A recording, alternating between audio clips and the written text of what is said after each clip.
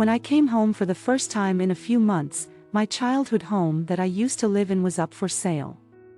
Since you told me I could do whatever I wanted to do, it was only logical that I did so. It seems like you want to hear some more from me, but it's not happening. If compensation is required, unfortunately you'll have to handle it yourself as I'm done playing your little game. It was all your decision to sell your house without telling Rhea. She didn't give you the permission either, but her husband and mother-in-law certainly did. They took advantage of this opportunity, so it's really not her fault what they did. People who grow up on a lower income sometimes do things they may regret. They deliberately violated the contract, laughed at me and didn't care about the consequences that would ensue.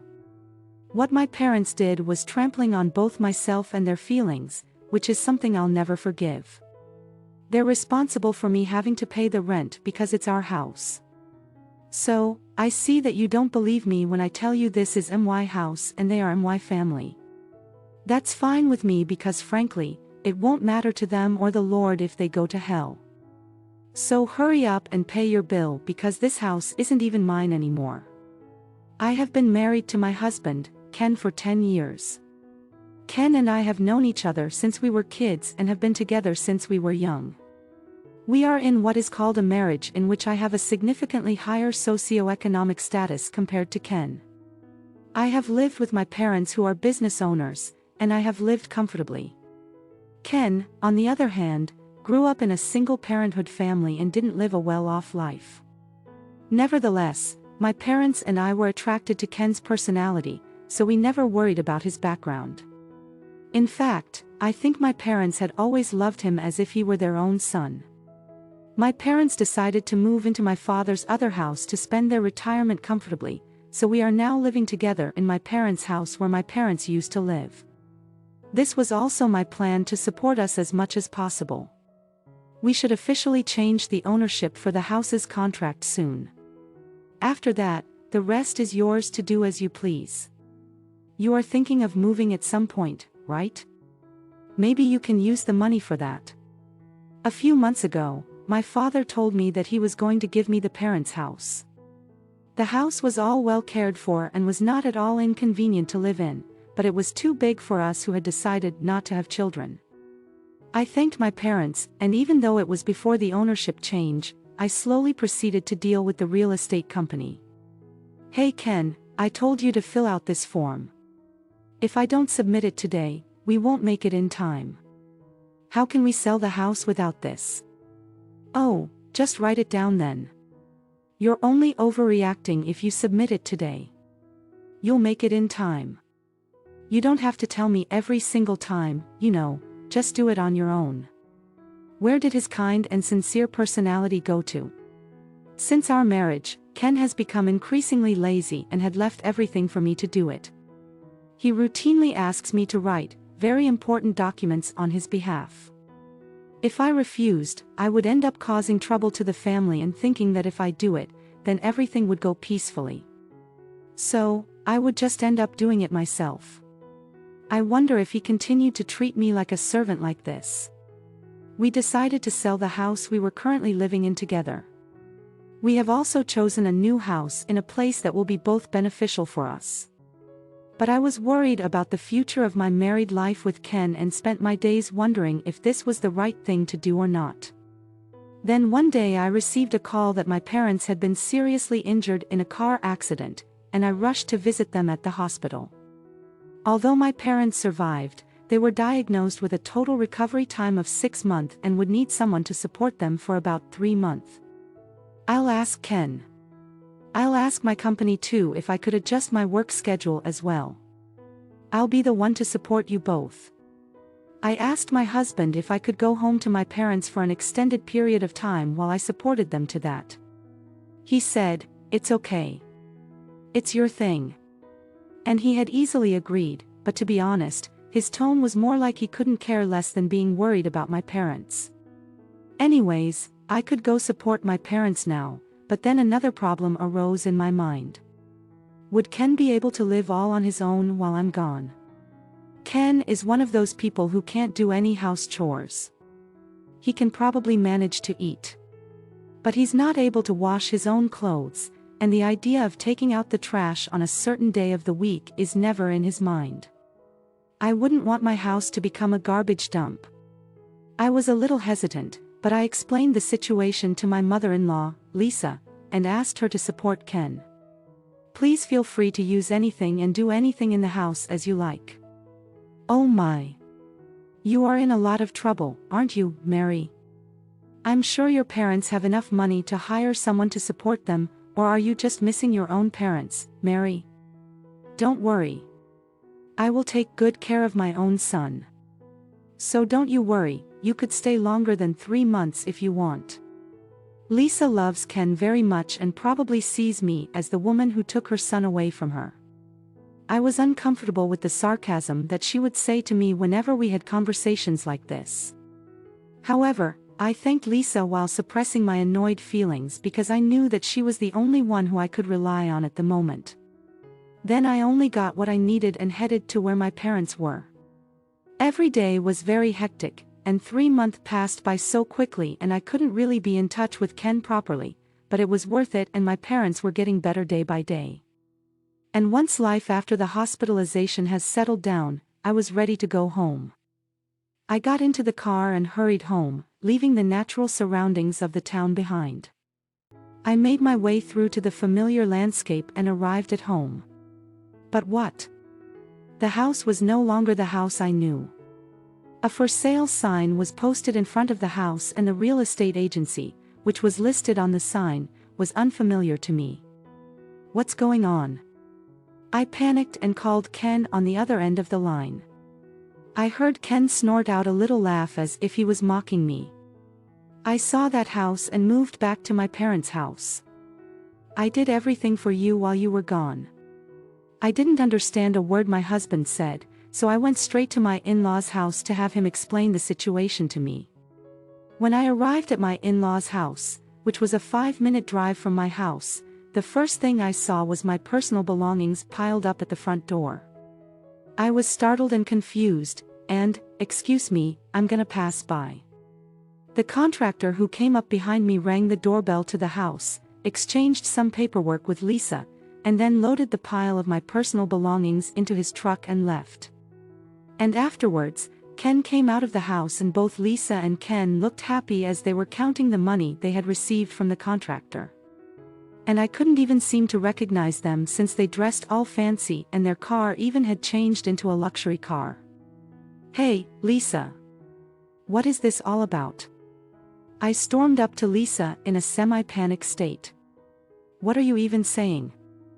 I got rid of your stuff at that house for you. You bought all those useless stuffs. I guess. Daughters like you don't know how to take care of your own stuff. Well, since you were too well off. You are such an unfit wife to put your own parents before your own husband for such a long time. I feel so sorry for my Ken having such a scumbag wife. That's why I even told him to get a divorce from such a woman like you. Then Ken told me that the house was now in your name, so I decided to take it in exchange for alimony. I found a real estate company that would pay me a very good price for the house and sold it quickly since you were the one who said I could do whatever I wanted to do. I did whatever I wanted to do. Then Lisa showed me the contract she had with the real estate company. Smiled condescendingly at me and explained the whole story. The contract was dated about a month ago, but that house should have already been under a contract with another real estate company. Right. And if it's my house, any contract without my signature would be invalid. You did it without even telling me, and now you've breached the contract and they'll ask to pay compensation in panic. I said this to Lisa about the consequences, but I already heard that from Mike Ken, but it was you who signed the contract to another real estate agency without even asking my son. Right. That's none of my business. So all I did was what you did. Doing everything on my own. I can care less about who signed the contract and whatnot. It's what you do regularly, right? So if the compensation needs to be paid, then you should be the one who should pay it. It's your own house. She shrugged it off as she said that it seems that she believes Ken's story, which was told only from a victimized perspective. I felt that there was nothing I could say to Lisa, so I looked at Ken's face as if to ask for help, but I was astonished to see that my husband was also looking at me with a sarcastic smile on his face, just like Lisa. Finally, this day had come. This is revenge. You know, you've really been making fun of me for being poor all my life, huh? I'm the only one in the family with a different standard of living and values. You and your parents must have found that amusing. I have always felt miserable when I was with you. If being poor is so funny to you, then I'll teach you about what money can do. I don't accept that you are the only one who has a nice, good life. Go to hell. Ken vented his resentment towards me and slapped me with the divorce papers, which were all signed except for my signature stamp. I could have had Mom do everything and turned it in, but then it wouldn't have been a good revenge anyways. What an amazing dramatic turn of events. This is quite a scene where the young lady who made fun of the poor gets slapped down. There's no daddy or mommy here to help you out. Now what are you going to do about it? Ken and Lisa seemed so satisfied with what they had done and looked really excited, but I was just so fed up with them that all my anger went away. Because both of them are making a fatal mistake. Look, I'm sorry to interrupt your very exciting moment, but this house is not mine. You guys are the ones who are going to hell, huh? Huh? I've decided to reveal everything. There was no reason to cover for them anymore. I took out a document from my bag and showed it to them. This is the official registry of that house. As we talked on the phone the other day, the ownership name has been changed to Ken's name. As you know, with my parents' accident, the process has been delaying, but it changed just a week ago when you both agreed to sell the house. Huh? Oh, I didn't hear anything about this. Of course, you didn't. I called you to check it if I should mail it to you, but you didn't even listen to me at all and just told me to take care of it. You probably don't even remember this, but I double confirmed it with you. If it was all right or not, Ken stared at the registry document and looked at me in disbelief. How could it be Ken's? Normally, if I was the parent, I would have given it to my daughter, you know. Lisa was also in shock and rushed to confront me. Well, this is what my parents wanted. My parents had always loved Ken, like their own real son. They also respected you, Lisa, as a respectable person. When they decided to give us the house, my parents believed that Ken would always take good care of me, and that it would be a way for them to show their appreciation to you, Lisa, who had worked so hard to raise such a fine husband, and yet you not only betrayed me, but you also trampled on my parents' genuine feelings. Ken and Lisa turned pale as they learned of my parents' true feelings. Their hands, which were clamped over their mouths, were trembling. As I said before, this is going to be a big problem involving both real estate agencies. You should expect that they would definitely claim for a good amount of compensation. I will contact the real estate agency with whom I first signed the contract. So could you both just contact the real estate agency with whom you signed the contract on your own? I mean, I still can't believe that the real estate agency actually accepted your sloppy explanations and signed the contract. If you have an opinion, don't be a scum and do things like this. But say it to me earlier. It's not that you're poor because of money, you're poor because of your hearts. My tone became stronger and stronger. And finally, I loudly accused both of them, and finally I pulled out my cell phone to call the real estate agency. But wait a minute. This is not what I wanted. I was just sad because you left me anyway. Let's work it out together as a married couple who I know. I could just buy the house that's on the market now and then call the old real estate agency about it, and we could just pretend that this never happened. You're rich, so can't you do that, please? This whole thing started because of my mother. Ken, who has been with Lisa this whole time, changed sides and rubbed up against me in a panicking manner. He was probably trying his best to get me in a better mood, but he didn't seem to realize how selfish he sounded. Hey, Ken, are you betraying me now? I made all the arrangements for you. I can't believe that you'd abandon your own mother and putting your wife first. What a heartless son. Oh, from what you said previously, it's scum to put parents first, right? Lisa. Then you're lucky that Ken is not a scum, aren't you? You should be saying that he's a fine son. Lisa seemed indignant at her own son's betrayal, but her own comment that she may previously bit her back. And she was unable to say anything anymore. That's right. You're the most important person to me right now, Mary. I'm going to change my attitude once again and do my very best, so don't get me wrong, no one said anything about forgiving you. Seeing that I had gotten Lisa to quiet down, Ken happily took my hand, but I briskly brushed his hand away and glared at him coldly. I was already fed up with your laziness to begin with. Besides, when things like this go wrong, you tend to blame other people. Huh? And you lead people to take care of your own problems, huh? How can I even trust you to change your attitude? Let me say it clearly. I'm not your secretary or your servant. If you are an adult, you should at least take responsibility for your own actions. You will pay for this for the rest of your life. You and Lisa, both of you. With that, I snatched the divorce papers from Ken's hand, stamped my signature on the spot and left the two of them, who were both in a shock. After that, despite some troubles, the divorce from my ex-husband was successfully finalized. Ken and Lisa sued my family, claiming that they had just been cheated by my parents and that our family was responsible for compensation. But of course, they lost as expected. They are now being held liable for compensation by both the real estate agencies, and I am told that they would have to pay a significant amount of money because of their malicious actions. On top of that, they seem to blame each other for each other's fault, and from this it looks like that they will be at rock bottom for a long time.